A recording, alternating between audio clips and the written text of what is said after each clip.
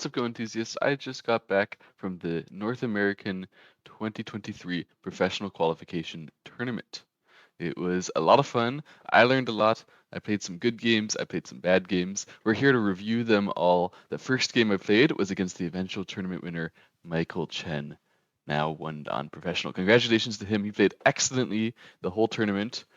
But my game with him was perhaps the closest one he had throughout the entire event. So let's check it out. He played black, I played white.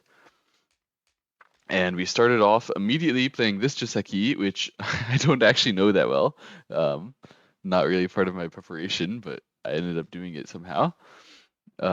And you can see I don't know it very well when I cut here. This is not really the correct move. It's not a very bad move. It's just like at this moment, black has a pretty nice corner territory and some nice thickness, and white should turn here. So white has a thick position outside, but it's not like it's good for white. But it's not that bad either. The game is still close for sure. And black plays here, which seems natural, reduce any potential for me to make a moyo. I just approach, play the peep, play the slide. He plays this one. I've actually looked at this a little bit, and I knew that this is the correct move, as according to AI, after which, when this is played, white should switch to the corner. I didn't know here, uh, you shouldn't play the knight's move, apparently. Apparently, it's better to play this one. However, I don't know why, even after Mike told me about it, he didn't know why either. He just said that's what he's seen before. So, uh, fair enough. But this, again, small detail. The game is still very close, and black chooses to try to attack my 3 stones outside. I tried to save them like this, run them out. I can run them out. White makes a small kind of space here. Black can peep, that's fine, and then black attaches, and he plays this move. This was quite interesting. This is Michael Chen saying, hey, I'm going to take the whole top side, and that's going to be too big. So what are you going to do about it? If you fight against me, then I can maybe fight against your weak group. That's what he's saying to me. It's a pretty tough challenge. I chose to push on this side first, and Hane, and he should play this way. So at this point, I'm like, okay, later I have a vital point to strike, and I'm kind of strong here. Like, what should I do? I should like break that, or I can try to defend this group as well at the same time. I decide to cut this way. And I was thinking that if he plays inside, it's going to be very good for me. So he should probably play the Hane outside, and I can play Tiger's Mouth and go in. But he surprised me by playing just extend here. And this shouldn't have been a surprise to me, really. I should have expected this. But with this move, you can see that black's top side is now getting quite thick, as well as being quite large. So this was actually a big mistake, this exchange. And then afterwards, I didn't know how to follow it up, so I just played here, which is another mistake, allowing him to block like this. And although my shape in the center is quite nice, defending my group, his shape on the top side is even nicer, for sure. And so black is now in the lead. What I should have done, instead of playing here and allowing him to play the extend, apparently I can play this move first and just immediately cut and defend a group on the top side. This makes sense if I know that he can extend there, and probably I would have thought about playing it in the game, but I didn't even consider that this move is playable. Pretty silly. Anyway, we can continue, of course. The game is just like, I don't know, 4 points good for black or something like that, maybe more, but not much. And I play to reduce the potential on the left side, and he plays turn in the center, which is trying to reduce my potential eye space and just generally a vital point. And I extend. This extend is not really that great because this is not a very big area. I knew that, but I didn't want to allow him to Atari and then get my whole group weak. But actually, that's probably a better thing to allow than to extend here, because this is very much not a big area, and especially I should not extend it the second time.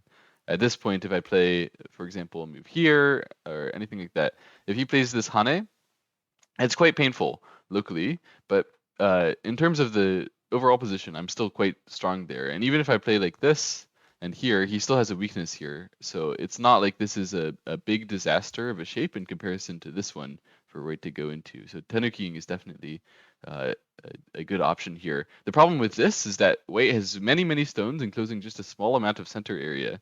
That's not very efficient for white. And of course, that's useful for defending my group. It's better than not closing area when you defend your group. But there's so many stones here that eventually have just run like a tiny amount of the board. It's not an efficient kind of defense. So when Zichen continues to go here, definitely this is fine for black. I pincered. I think this is the correct move, and he played 3-3. It's a little bit early, you could say. No big deal. And when I should enclose this one stone, I actually do it wrong in the game. I played like that. It would be better to play this way. You're going to see why in the game. But also, normally what I do is I play this one. And this would also be better. And you're going to see why again for that. So this one, the reason why this is not so good is it's easy to break for black. So we're going to see that happen in the game because he attaches here. And I figure I should fight somehow. I can Hane over or I can Hane under. I choose to Hane under, and he plays the crosscut, which is quite adventurous. What he means is that if I just eat the one stone and he can sacrifice it, then I'm going to be way too small here because I have this kind of thickness. So I agree, and I try to go further. I try to go in and fight against his shape. If I can start a fight here and use this thickness, that would be the best. But he can connect here. You may wonder why I didn't play Atari and then connect. In this case, I saw that he has a potential ladder here. That ladder may look like it doesn't work, but what about if he plays this move? Then now the ladder works, and if I answer, then he connects here. It looks very painful for the left side. It's not like I even got anything of that much value on the bottom. So that's why I chose to simply extend. And then I chose to extend again. This is not really that great of an idea. I'm just trying to press him to really be able to do something in this area. I didn't see anything that he could do. He saw something he could do. He played Atari and Peep here, which is very sharp. However, this actually does give me a chance. So in the game, I played this one because I read if he plays here, or if I play here, then he can play this move. And now it may look like I can play this one, but he can play here. And this is going to be a disaster for white. You can see there's no way to defend the two stones and stop black from running out. Then these stones become separated. However, white can play like this. I didn't even consider playing like this in the game, but this kind of method is allowing black to run, save his stones there, and then save my stones on the left side. In this situation, I'm actually like seriously attacking the bottom side. I can attack that a little bit, and then I already have the bottom side territory, and that's pretty strong. So this kind of variation, as long as I can save the left side, this is playable for sure for white. And this is a challenge I should have looked for, but I didn't in the game think that it would be possible to try to save that left side even if it gets cut and have that be good for me. It was very narrow-minded of me, so I just blocked here, took the thick shape, and he could Hane. And my plan here was not what I played in the game. My plan here was to cut. However, I noticed now a variation could go something like this. At this moment, I can't net anything that he has anywhere, so I have to just capture these two stones to save my 3 stones. And then I noticed if he Ataris here, I'm in trouble. Why? It looks like I can just extend, right? But then he can push and push and push and push. And what happened to my 3 stones? They're dead. This is not good, right? So this variation is at least a little bit good for black. Actually, it's still playable, but not not pleasant. And what I didn't see, what I regret after the game, is that I didn't play into this variation and then play this way. This is also playable. I think this is much easier to play, actually. It means he can go ahead and capture that one stone if he likes, and then I can save this group.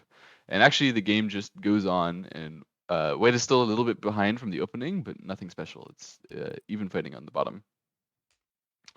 Instead, in the game, I played clamp here, because I didn't realize that after I cut, if I give up my cutting stone, it can possibly be good. But in that variation where I've cut and then sacrificed my cutting stone to just run out my stones on the other side, the reason why that is acceptable is that I've already forced him to feed me the bottom side, which is not currently well captured. So the problem with the clamp is that he can connect like this, and then he has this very nice move, forcing me to play at M1, otherwise he would play there if I would try to Atari on the outside.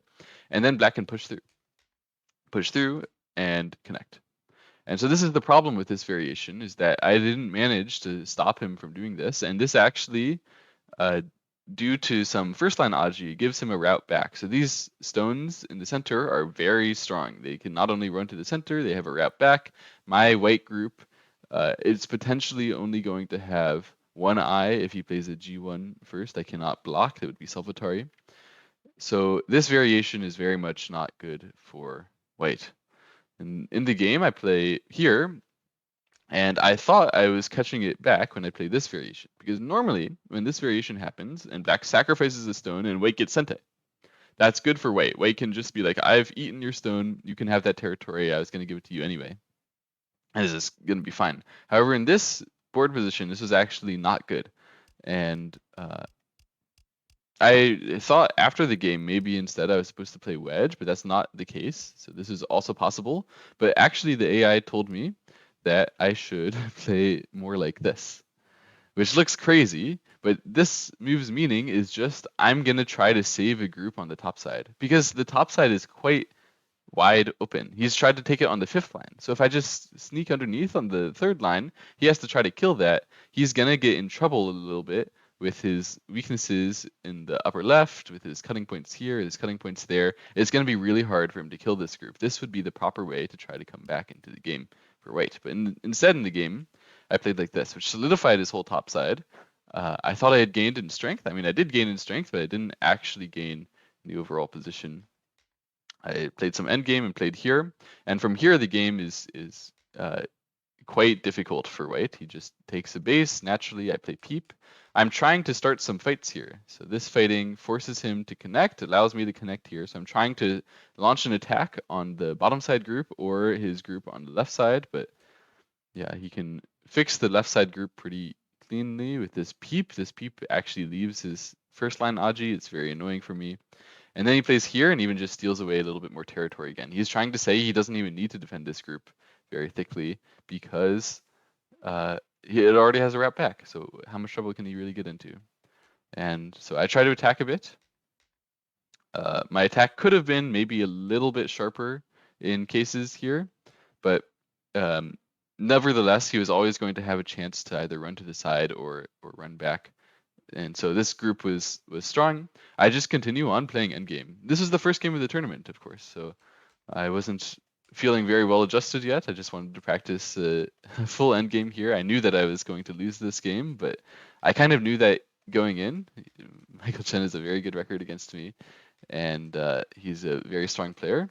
So I just wanted to get my endgame practice, and it was pretty good practice. I think this endgame was actually quite well played by both sides. Not like perfect, but we both spotted some decent moves. And at the end, he wins the game by 19.5 points. And so this happens sometimes when you play against Zichen. He just plays very well. And so I wasn't actually feeling too down on myself after this one. Sometimes he doesn't play that well. Sometimes he plays exceptionally. This was a game where he played quite well. There was not really any noticeable mistake from black throughout the whole game.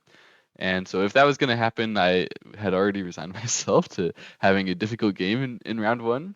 And I was still satisfied to move on to round 2, collect my wins from the rest of the group, and meet Zichen in the finals and hope he didn't play as well.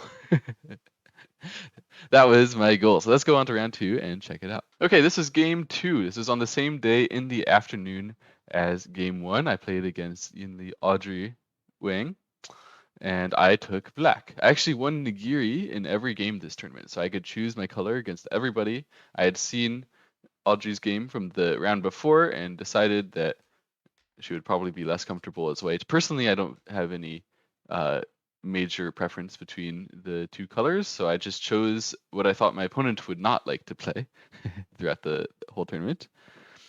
In the game, we started with this kind of Joseki on the left side, and my opponent played here, which fed me a little bit of strength for this group. That was not a very good exchange, so I could feel a little bit comfortable already, but I ended up running at that group. Yeah, my opponent is an aggressive player and wanted to attack my two groups, the one on the left and the one on the upper left. But after this exchange, it's pretty difficult actually to consider attacking that left side group. So I simply tried to defend in the upper left pretty flexibly like this, and she actually chose to back down. She could have cut, and that would have been fun, but this was the game. And I just ran my group. She played here, and I ran my group again. She played here, I peeped, and I ran my group again. Um, yeah, I was kind of inspired by Zichen's playing from the last time. And basically, the plan throughout this game was to leave the hints of weaknesses that would bait my opponent into attack, and then to parry the attack and show that I had gained in speed. So my opponent was biting. They played this attack. And actually, my defending method here is not exactly correct because I had missed here that instead of peeping, my opponent could hane. This would cause me some problem where it would then be more awkward to make the cut in the center. I realized that actually in the game, and therefore, if that kind of hane exists, it's better to play here, where if they extend, then I can jump. And so this would actually leave them the pressure that I'm either going to jump around their bottom left corner or cut. This was the proper way to keep the advantage of the game. Instead, I played this way, which is inaccurate, but my opponent peeped, which just threw away all of the inaccuracy that I had made. It actually made it good for me. And even they played here, which allows me to cut, and already I was feeling comfortable in the game. They play this crazy attachment. I literally have no idea what that move is supposed to do. And then Atari from behind a few times there and tried to attack my group in the upper left. So I cut here. They have to answer in the corner, and I played this attachment. This is just directly using their liberty weaknesses here to outline a potential eye space for me and a chance to go to the top side in good shape. And so my opponent quit. They said I can't really attack that upper left group anymore, which is true. And they tried to attack instead my group on the left side, but they missed my peeping move, she said after the game. And this peep is Sente, and already I'm connected between the left side and my center stones. I can capture this one stone or those two stones with Atari either way, so I can save my two stones on the bottom side here. It would have been better for white, seeing that peep. It would have been better to play here, but already black is leading anyway, and I was feeling comfortable. This game, though, it became much more comfortable when she played attach and attach here. Now I just have to defend my group. You can see as I do it, I break a little bit of white shape and then take my territory here. She tried to run away, but I just haunted the two stones again, connect. And from here, the game is just a slaughter, to be honest. I actually allow this by move order, I wasn't supposed to allow that, but in practice, this is not playable for white. I can just Atari here, and then actually I have plenty of threats against her group in the bottom left corner, and she has no noticeable threats. This one may look like it's a threat against my left group there, but actually I felt very confident to save it, so I just captured. Even though she plays there, I can play like this, easily secure an eye on the top side, and if she would force me to make a second eye, I could get a second eye, no problem. So she quit. She played here trying to challenge me, hey, really make that eye and I can take the territory. And I played here because I can still make an eye on the side and over there. And so she played this one. I played here and played this move to solidly take my two eyes on the top. And it's even sort of threatening a stone at F19. Actually, she doesn't have to worry about that because if she captures, then she has a wedge in the center. So capturing is her Sente, but she didn't take it. She played here. So I figured I may as well take these stones as well. That allows her the chance to try to live with her group in the side here. But even though she spent a move, it's still not that easy. So she tries to run. I hane. Yeah, I get to cut here. So now I'm going to kill one half or the other. She goes to invade the 3-3. At this point, I should have probably just blocked and then ran to the side. I just wanted to simplify the game as much as possible. So I actually blocked here and haneed, knowing that she would cut, intending to sacrifice these two stones because I saw if we go something like this. It was not really necessary to play the hane inside. It was just a small exchange. I wasn't sure whether it would be good or not. It probably was not good. But anyway, I saw the overall plan was going to be like this. Now, even though I died there, I'm winning by 1,000,000 points, and there's nothing that she can really do realistically on the right side. I just made it strong like this, and fought. I was having fun reading, exercising my reading here, and so yeah, at the end, I'm going to win this capture race because I can capture these two stones or continue to play the capture race either way. So yeah, she just connected, let me capture, and then yeah, resigned the game. This didn't actually happen. The wedge did not happen, but this game filled me with confidence. Okay, I lost to Zichen round 1, but this was a crushing victory. Opponent didn't really have a chance in this game, and I was all full of energy and vigor to go on to round 3 the following morning. My third round opponent is Emil Garcia. He's actually the president of the Mexican Go Association, and a few years ago he placed 6th in the KPMC World Amateur Go Tournament. So formidable opponent, and I played white, he played black. In this game, we start with this Joseki, which I'd studied a little bit, and I pincered here, which is not exactly objectively correct, but I found that these positions are pretty fun to play, where you block here, then you have a very, very solid corner. A lot of people don't know that you can play like this, but it's totally efficient because black was putting so much pressure on. You can play several moves just defending your corner, and this one stone becomes your only task at hand. So he pincers here, but I can just run it out. And actually, I found the very best move in this position, which I'm pretty happy with. I played crosscut, which is not very standard in this kind of position, but in this case it works because there is a sacrifice technique here. You can see that black can capture that one stone on the side, but in the game he didn't do it. Why not? He could have played like this and here, but then I could Atari like that, and then play a turn inside, which would allow me to get all of these moves in Sente, and eventually this cut is going to work. Is this amazing for white? No, it's just a trade. It's nothing special really, but I thought it was very cool, and definitely at least it justifies that I can play like this, and that put my opponent under enough pressure that they chose the other method like this, which isn't necessarily wrong. Actually, at this moment, there's an interesting trading where I can play here instead. It was also possible, but I did this to keep him under maximum pressure, where he can capture my stones, but I'm going to harass him inside later. Yeah, actually, this Hane is good exchange to keep him with low liberties and keep myself opportunity to go to the cut later. And then this diagonal move was a way to finish off the center and just say, hey, I've sacrificed that side, but I have plenty of Aji to use it from the corner direction, from the center, from this area. And the white group, which you were attacking, is now a strong group in the center. So far, it looks pretty good for white. And especially when he plays these exchanges, it looks just better for white. These exchanges just help me out a little bit to solidify my shape. He gets to make a slightly better extension, but it's nothing special to the top side. And then I play 3-3 invasion. And I kind of regret the way that I handled my use of the Aji in this case. I just played push, and then this way, with this push and this move, I can live in Sente. And so I decided that was a good enough way to use my Aji, but this way it leaves some problems for myself afterwards in the center. And just in general, I think that it would have been better to try to make a more solid strike than to just take away his corner territory here. It's not sort of a meaningful thing to do when I'm sacrificing in this kind of case. Like it's not a strike which black is afraid of. It's not like he's like, oh man, I only have to have my shape be well connected and strong and out and finished the sacrifice groove off, right? So I think it would have been better to hold off maybe an approach here from the start, wait to figure out how to use my Aji in a better way. But it wasn't that bad. The game is still, of course, quite close. And I chose to approach over here and push, and then I played this move.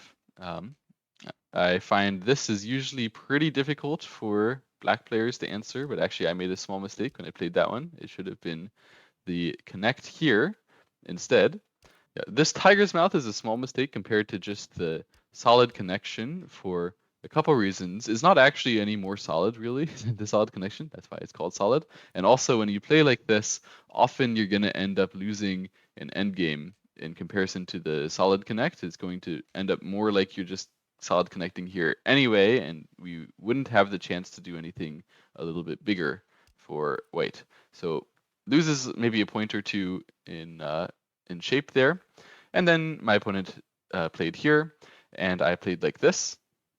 And my goal here was to cause black to have a couple of liberty and cutting problems. So when he played like this, I played the double Hane. This is my plan. And when he played this way, I played cut and here, and I knew I could break through like this, and I figured that was going to be good if I can break through, keep pressure on the black group there. But what I neglected was just how weak my group on the bottom left corner was going to get during this sequence. And if I had thought about that, if I had realized that the game was not actually so pristine, I think it wouldn't have been that hard to realize at this moment that there's a much, much better move here. This way, if he cuts, then I can play this one, and here it's a beautiful squeeze. This was obviously a fantastic variation for white. So if I would cut now, then in practice, black would definitely trade, allow me to steal away the corner. Black would be very strong, but stealing away the corner like this naturally saves my group on the left in a very satisfying way. In the game, because I was already satisfied with this, I didn't even look for that kind of trading variation, which is my mistake, because actually it's pretty awkward to save my group in the bottom left here. Still very much doable. I play the knight's move, that's standard. I play here, and I play the cut. It was probably also possible to just live like this. The problem with the cut is that it gives him this nice timing after he plays this move in Sente. Otherwise, he would be able to block and start to try to kill my group on the bottom. He can play this attach now. And this attach is threatening to kill my group on the inside. In the game, I just chose to make this painful Atari and then block here. He could answer on the outside and I could live. Actually, it's his small mistake. He should have played this Atari first, then answered on the outside so that when I live, I don't get to play the Hane. If it had gone like this, then black would be leading for sure. In the game, it was still quite close because this Hane is worth like a lot of points actually.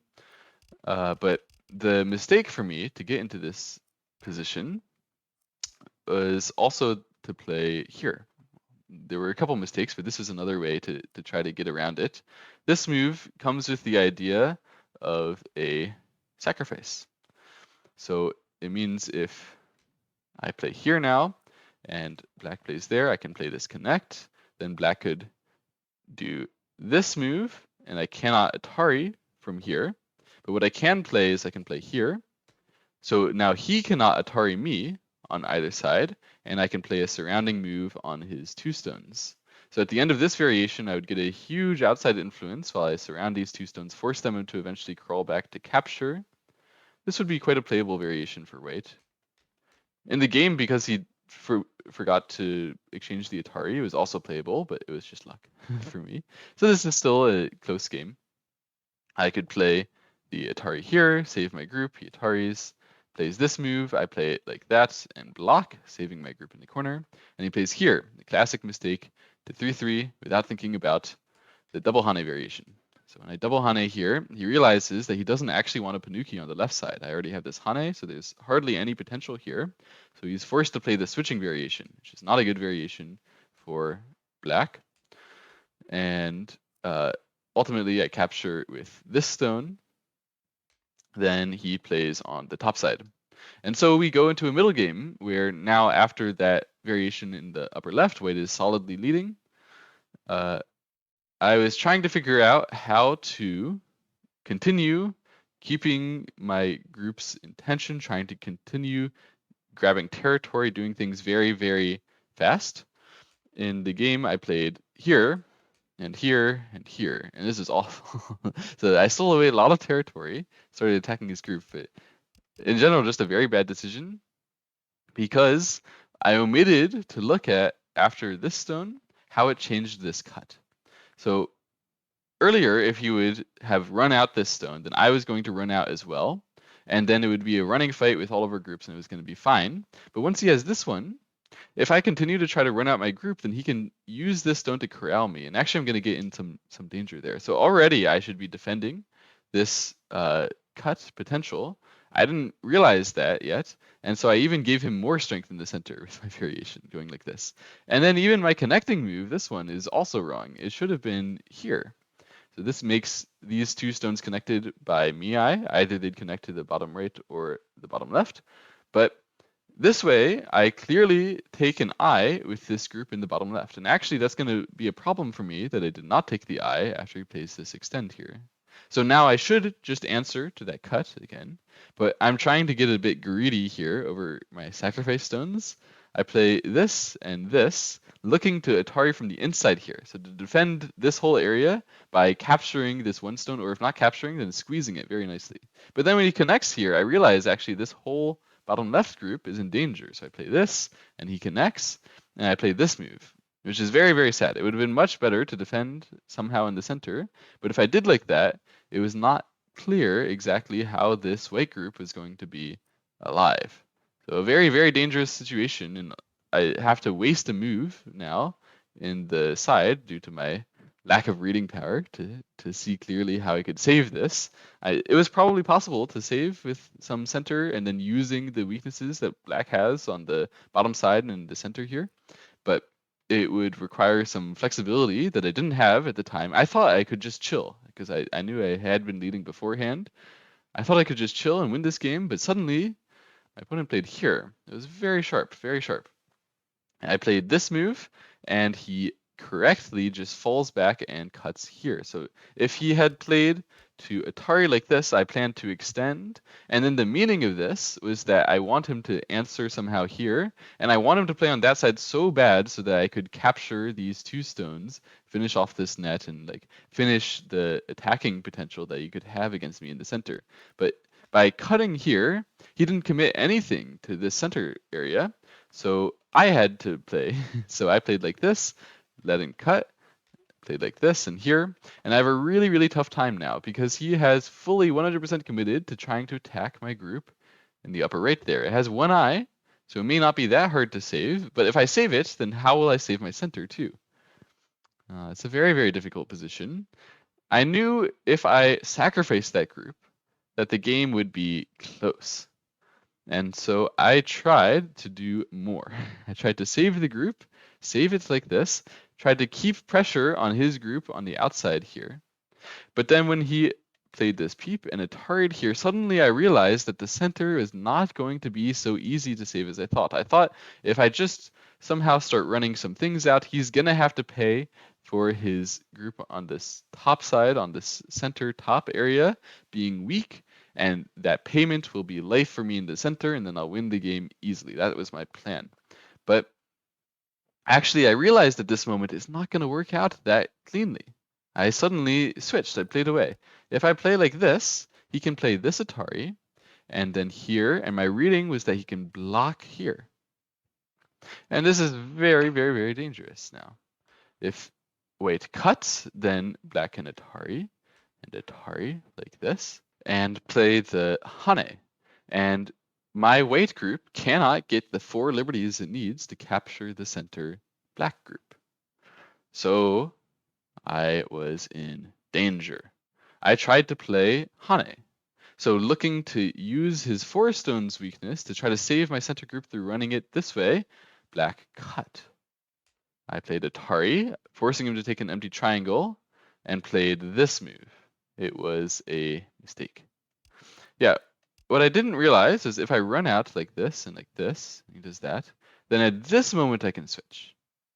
And then if he Atari's here, I can play this move, and if he disconnects like that, I can play here.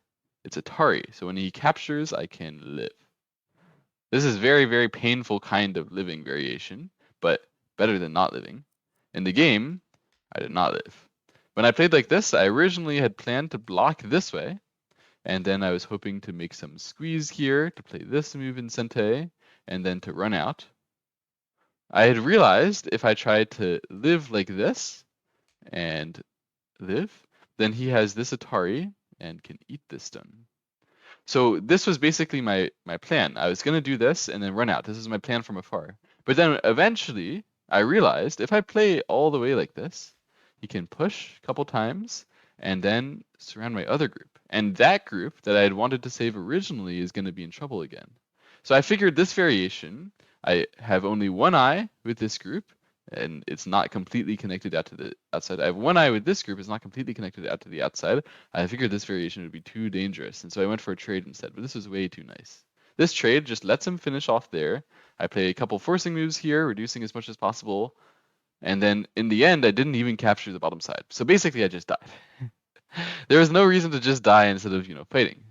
Prolonging the game somehow. There are several ways to try to save that group, but In the game, I died, and that led me to being behind by like 20 points here. So I have to try to come back. He plays this move. It's very, very suspicious. I can eat the stones on the top side, and although he can capture my stones here, it's actually significantly smaller. So I caught up a bit because I can eat these stones as well. And I sacrifice again. It's catching up a little bit again. He plays to make the Seki there. The end game continues on here. I actually played, I think, a really quite clean end game. But in the end, despite my best efforts catching up from 20-point deficit, pretty good efforts, I ended up losing by 3.5 points. So this is quite frustrating because I felt like I could beat this guy. I felt like I was the better player, but somehow in the center here, I outplayed myself. I conflicted my opinions. I kept reading deep variations and then reneging upon them, and I just couldn't get my shit together, you know? So I was pretty frustrated after this game, and because I had gone all the way to the end game, I was late to go to lunch. I just went and ate lunch by myself, and I tried to relax, focus my mind, and prepare for game 4. Game 4, that afternoon, I played against Eric Lee. Eric Lee, I had actually prepared by playing 7 Blitz games against the week before Pro Quals, of which I won 2 and lost 5, which was pretty unfortunate. But I had winning chances. And by winning chances, I mean I was winning by like 10 points in 6 of those 7 games, and I threw them all. So when I entered this game, I was prepared to not throw. I was focusing up, and I really wanted to make sure I played a clean game with the long time controls afforded to us at the professional qualification tournament. I played here. The opening started like this, and then attached. This is one of my favorite ways to play with the low approach, but I haven't studied it very, very well. And so at this stage, when he played Hane and Tiger's Mouth here, which I haven't seen before, I made a mistake. I played the extend like this, and then instantly the moment that I played it, I realized that what I had left to him was a vital point that I should not have left to him. He played this extend, and I played on the bottom side because I was panicked. This is a really bad move. What I should have done is come back here. And in fact, that's what I should have done with this move. I should have played here. Why? Because he can play this move himself. And it's very, very annoying because I have to cover these 2 cutting points kind of both at the same time. So there's only really one way to do that efficiently, which is this Hane. And luckily for me, he just blocked into the corner here, allowing me to push once, and then I chose to fix my weaknesses by connecting here and suffering this turn with this empty triangle. This is obviously not a good variation for white, and I knew that, but I had figured this is already a bad variation, and at the end, this is not so bad after all. This is only black leading by a few points at the end of this variation, so I was satisfied enough to get away from my blunder. Actually, I could have done even better though. Rather than connecting there, if I would be more flexible to push a few times and play this way would be the best. I was scared of him doing some immediate cutting things all the time, but I didn't need to be so afraid of that.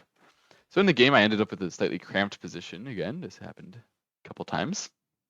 And then I played some move on the right side, sort of pincering his 3 stones, so he took a base with them, and I played attach and crosscut. It was probably better here to simply jump and wait to do something, because it wasn't particularly awesome what I did in the corner, but it didn't seem that bad either. I played this variation out where I steal his corner, and he gets the influence on the outside. He can continue with Q13 Sente basically any time, so it doesn't make very much sense for me to Hane. I can't start an attack from that, so he Tenukis. And I answer. Black is still leading a little bit from the original opening. He plays this jumping move, sort of defending his group, running it out, and threatening to surround my group. So I run out my group as well, opening up a direction to go to the bottom side. He plays on the left. I pincer that. He plays a few more moves here. At this point, I exchanged this peep. I exchanged this peep because I've seen strong players do it, and I figured it can't be that bad. But indeed, as according to my understanding of Go, it was a slightly bad exchange. So I will refrain from doing this until I understand why it's useful again. Kick was my next move, and he played extend. And this variation, somehow you can see the black stones are conflicting against each other, right? Like he has to save these, but then these are in trouble, and vice versa. So this was not really a well thought out way to play by black. In this variation, he just ended up running in the center and allowing me to pincer these two stones and playing away.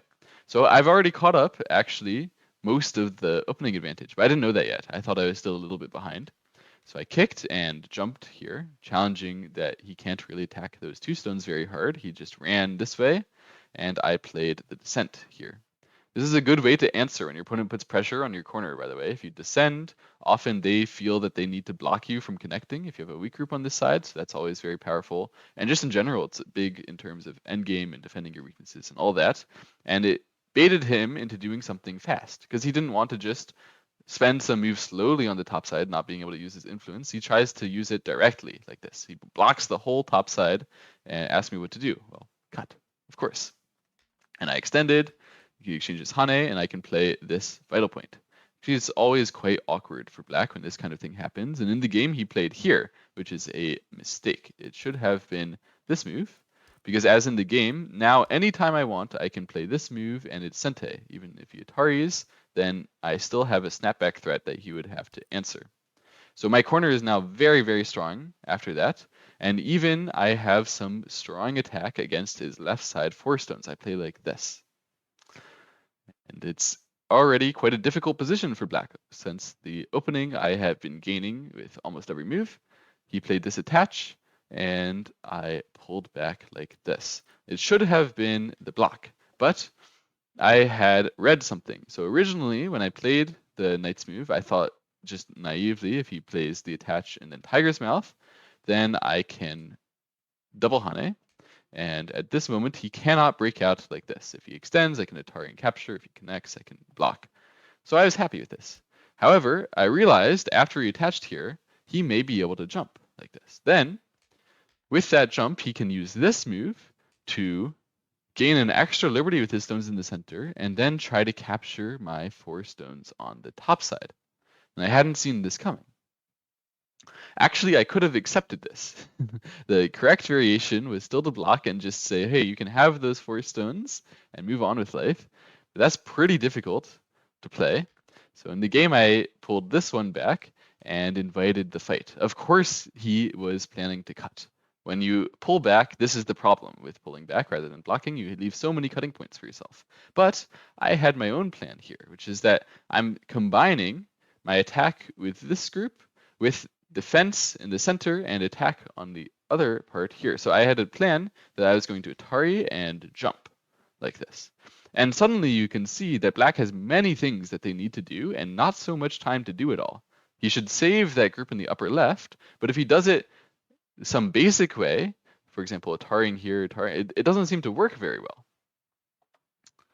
So in the game, he chose to cut. And that allows me to press all the way on the outside like this and give him a real problem over how to save that cutting. He chose to Atari here first and then Atari this way and save, which gives me the chance to make this Sente move, make this Sente move, and then capture these 2 stones. And this variation was obviously good for white. Even if black can save this corner group, which he can only do by trying to capture me on the outside, white has gained so much on the left side already, it's already going to be a good game for white. But I can even do more. I can even try to save these stones on the inside and kill his group. Or if not kill, at least make it mutual life or something like that. At least save these stones. It shouldn't be that hard. So in the game I played here. The meaning is, it was actually a bit of a misread. I thought to play here, I needed that move. But actually, if you would cut like this, I thought here I didn't have any way to clearly kill his top side, but I did. If I play like this and then play the jump, then it's 100% sure my group is going to live, his group is going to die in this capture race. I didn't see the jump, so I wasn't 100% sure of this capture race, and that's why I chose to play this forcing move on the outside and then play this jump. So now all the cut is completely secure.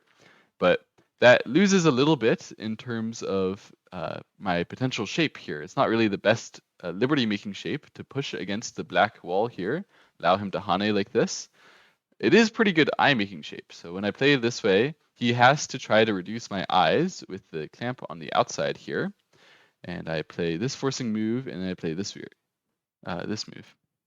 And from here, my messy reading is gonna finally start to bite me. When I play this one, it's not so bad yet, but it is starting to be clear that I don't 100% know about how the Liberty Race is going to go. I play this attach, which I think is a good move, and he plays here and does this one. This is a very elegant order of moves by Eric Lee. So I thought I was leading the Liberty Race by 1 here, but because of this nice hane and then hane inside thing, he's actually made it so that approaching from this side of the black group is going to be a self-atari for white. So I can only capture the 1 stone and allow him to spend another extra stone in the Liberty Race here that I hadn't anticipated having to give him. Of course, that gives me giga strength towards the left side now. I'm super strong here, and I can pretty much kill that group with 1 move. But he is now leading the capture race in the center by 1 liberty, so it seems. So I turn 1 time and play here. So this kills the left side group. He tries to save his 2 stones. If this left side group is dead, even though the whole top side is dead, it's a easy win for white, so it seems. So I just jump. I'm just chilling here. And I had actually prepared when I jumped to create co-threats when I play here. So this move is losing a liberty in the capture race, but it creates this co-shape unavoidably. Black can exchange this 1 time, but he has to play here, otherwise I could extend sometime and make the co even longer ordeal. So this way, I continue by playing on the top side. This was to ask him whether he will fill a liberty or not, and he chose not to now. That means this is now a direct co, so I thought. But what this also means, since he couldn't fill like that, is he was dead the whole time. And I just didn't realize it. If at any point here, I would have played this and like this, then by not losing liberty by throwing this stone in myself, and here, he would have had to play this anyway, then I could just push and kill the other group. So locally, I'm losing the liberty race between the center and the left side, but I hadn't realized I could just switch to target the other group and then win the liberty race easily. So he couldn't play like that. He would have to give me 1 more liberty. And by doing that, then I will win the liberty race by 1. And it's actually just a really easy game.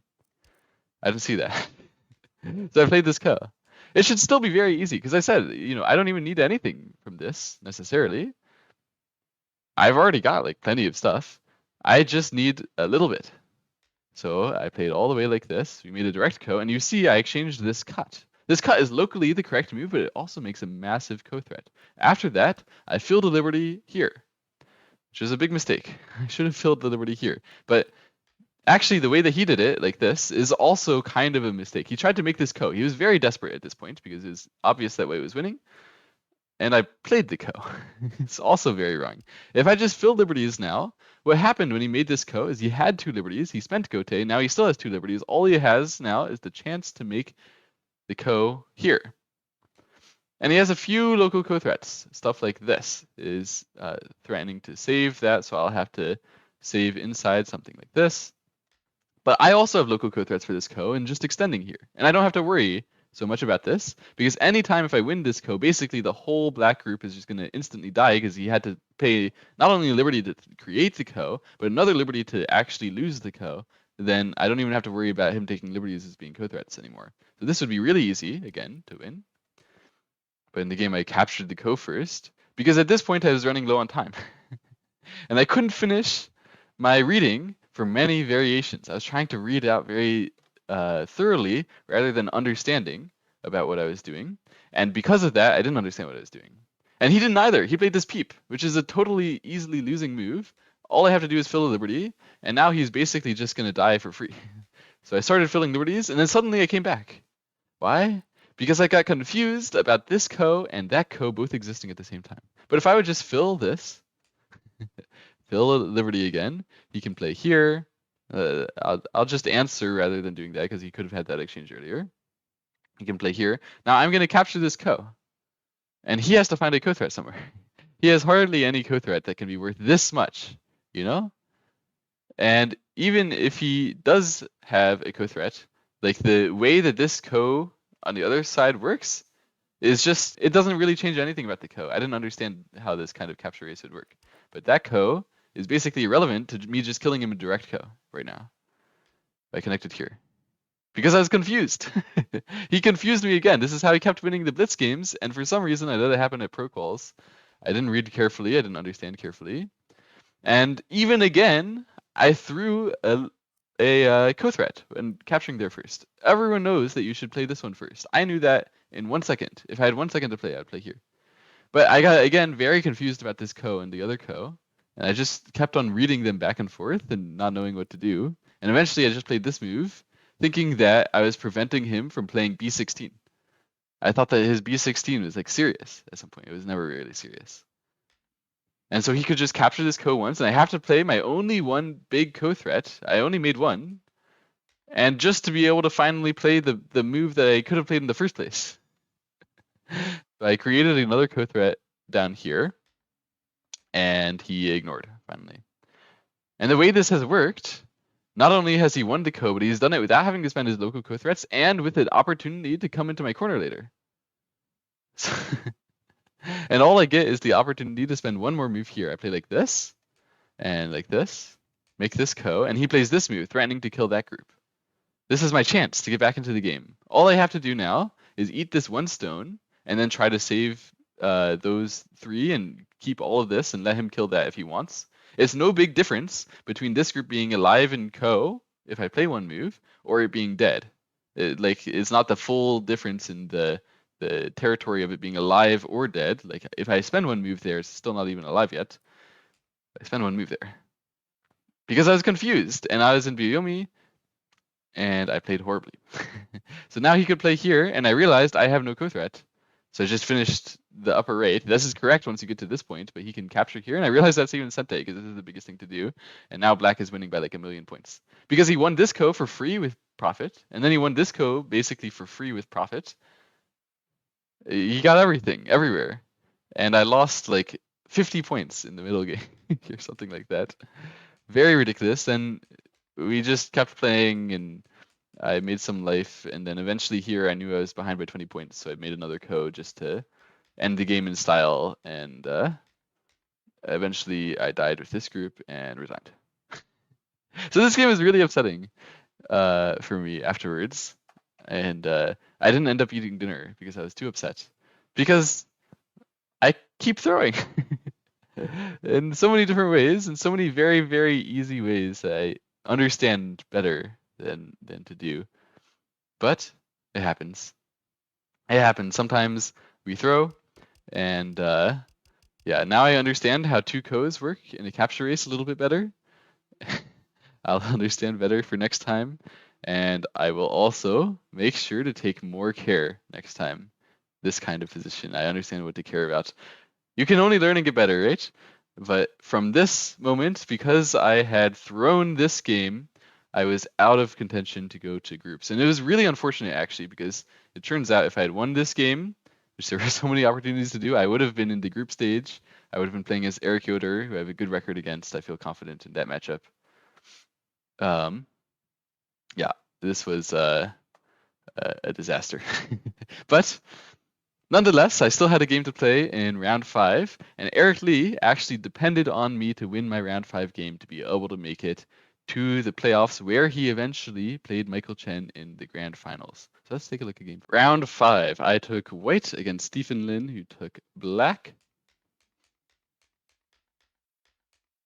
The opening started, I ended up making a Moyo on the left side. I didn't really intend to make Moyos this tournament, but it just sort of happened, so I let it happen. I'm kind of a Moyo player. I'm not too bad at the style, and I showed why in this game. I feel pretty uncomfortable playing Moyo, though, against a lot of good players who know very well how to play against it. It's difficult to win when they are practiced and not making mistakes against the style. So in general, I prefer other styles, but I am still quite skilled at this. I defended my group in the bottom right in a way that keeps his group there under some small amount of pressure. So he could definitely save it. He could like run it out or anything like that. But I would just take the opportunity to go and carve out a large space for myself. So he chose to invade in the bottom left first, which gives me a chance now to try to attack two groups. So I kick and pincer. He plays this attach here. So I take a strong shape in the corner like this, and then I cut. It was not the right cut according to AI, but I think this cut was humanly very difficult to play against, where now I've gotten something of a surround on his bottom side group and almost surrounded his left side group at the same time. He played this move trying to gain a resource for either group and then figure out what to defend, but I could just play here. And actually, he didn't really have any great follow-up. He could play this move. Many players would incorrectly go down to block here, but it's better to pull back. He's already emphasized that he's going to use some inside Aji. So if I play this kind of move, then this kind of stuff becomes quite dangerous for white. In fact, the only decision I was making here was between whether to play the move I played in the game or whether it would be better to instead play the move here. AI said that this one is better, but in the game, I couldn't really figure out any great way for him to use the Aji in the corner after I played this one, and indeed that left some pressure on him that he had to try to figure that out, and I gained from it. So I actually think this is not really a bad decision, even if AI says the other one was slightly better. From here, he played this tiger's mouth, so I just jumped, let him run out one time, and then played here. So the meaning is, now I have an attack on his group, which is leading somehow towards the center. And if he gives me more strength in the center, I'll be able to attack that group harder. So it's really difficult for black to figure out where he's supposed to save his group from this one. I can save this stone either to the right side or the left side, and black has like no clear area where he's supposed to take his power. So in the game, he chose to play this move first, what I could answer to 3-3, and he has very limited Aji in the corner. So he just played a couple forcing moves on the outside. Actually, I could play even more aggressively here, but I was calm and patient and just let him live like this because I recognize this position is already completely dominant for white. And from the rest of the game, I just was intending to clean this game up and not allow him any chance, but I didn't do a very good job. I played here. This was to prevent him from having any nice attachment, anything like that, but it isn't really a very efficient move just on the second line. It probably would have been better to play, well, probably not there, but some move on the top side and wait for my chance to attack this group in a way which is clearly powerful for me. Instead, I played this move first, let him run. I had to run my own group here, make sure not to get under too much pressure. He played this, and he was hoping to use my weaknesses here, but ultimately he discovered when I answered all the way like this that he had no time to come and cut me whenever. I was always going to put a powerful attack in by cutting here or cutting over there, whatever I could do. And then eventually I just connected here. Actually, I could attack stronger even than that, doing something in the center, and then this whole group would be in much bigger trouble. But I didn't want to because I was in cleanup mode. So I tried to simply connect here, make this group strong, and say I can take the left side in good shape here. Of course, it's an empty triangle, so it's not that good shape, but what I'm talking about is the size of the area is clearly too big, right? So he's trying to come in and do something. I don't think he expected that I could just descend here. It's not like this is amazing. Like I lost some territory when I descend there. I lost the chance to get rid of his eye in Sente, so he has a half eye there now. He's pretty strong with his whole group, but the territory I have on the left should win me this game. However, I play some slow moves. This one is a bit slow. Could have been this attach here and still hope to fix this area or handle that area. And basically go a bit faster to handle this group. And he played this very nice move, pincering my center group on the 5th line. And the direction I ran was supported by AI, but practically I do not believe that this is the correct choice. He could play this cut, and then afterwards I have to sort of swallow that one stone and save myself in a cowardly fashion and hope to still invade the left side, or sorry, the right side later. It's quite annoying to have to invade that kind of thing. I would much rather have been able to just reduce it. But since he's outlining it on such a grand scale, I should be able to use its inside Aji. So rather than forcing myself to have to do that kind of stuff, I would have preferred on second try to just attach here and make the game a bit easier. And even the way that I did it is not exactly precise here. I defended all the way like this. At this moment, though, I have the best Aji that I'm going to get in terms of invading over here. So perhaps now is a good moment to exchange this move, which I exchange later. At this moment, it's uh, almost clear that this white group has 2 eyes. So I can hold off for now and try to invade the right side. However, I played this way instead. So hoping to defend myself even further with the center and maybe attack his group in the center. But these things were secondary to the importance of the right side. And when he's answering on the right side here, it's actually very painful for me. I ended up exchanging these moves anyway, and now I would love to like descend and do a fight there, but it's risky. It's very risky. So instead I play here. And that's not good. If I'm going to play some move defending, it should be this way. Because here he accurately shows me he can cut. I thought that I was attacking his group here and not really trying to kill. I thought that I'm getting power from that group back. But already, when it just goes like this, you can see my shape is like kind of half cut. And he captured a stone. I have no territory there. My only benefit is that his group there has to save itself. So he has to run. And I get the run too. But that doesn't mean this was like good for me. It's I've definitely been losing control over the last sequence of play. Finally, I play this attachment here, looking to either invade that area or attack this group. In the game, he plays to handle the right side right away, which gives me the greatest power that I can get against his group on the left. And from here, I calculated precisely that I could win the game when I play this move. Actually, it would be a little bit more powerful in terms of attack to play here, but it leaves a small weakness of a potential here. And this was the thing which I couldn't quite calculate, whether later when black tries to save and I end up isolated on the top side, that's going to be troublesome. So I just played this connect to prevent that and then I was confident no matter what, when he saves this group, I will be able to kill the group in the upper left.